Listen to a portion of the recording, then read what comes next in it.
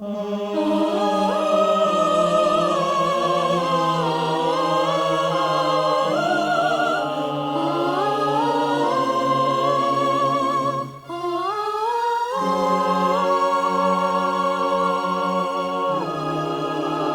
po sa ating Ebanghelyo, mga kapatid, at sinimbong ito, narinig natin si Kristo bilang mabuting pastol. Marami kayong makikita ng mga imahin po ng ating Panginoong Hesukristo na kasama yung mga tupa. Panginoon, tulungan mo po akong mabuhay sa araw-araw, na hindi sarili lang ang ipinangingibabaw.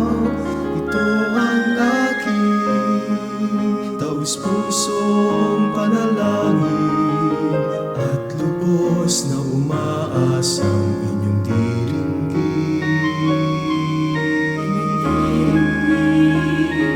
Hayaan ang mga mata'y mamulat sa katotohanan.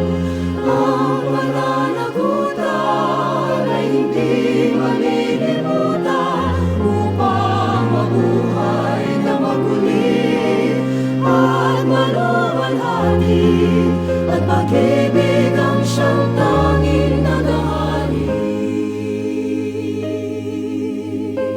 Ipanalangin po natin ang nabigyan tayo ng Panginoon ng mga bagong pastol para sa ating pong mga simbahan, para sa ating mga community.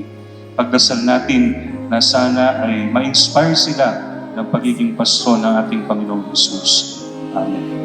Upang maging matapat at maunawain,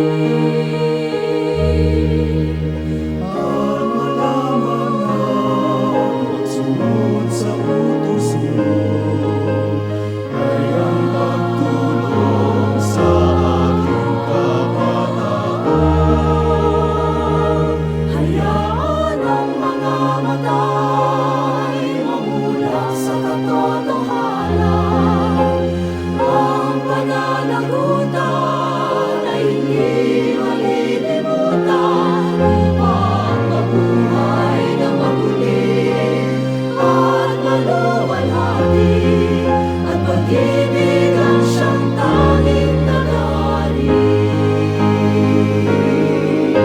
Kapag ang aking gawain sa lupa ay tapos na, at ang bagong tungkulin sa langit ay nagsisimula pa, nawa'y makaligtaan ang koronang nakamtan. Habang iniisip pa rin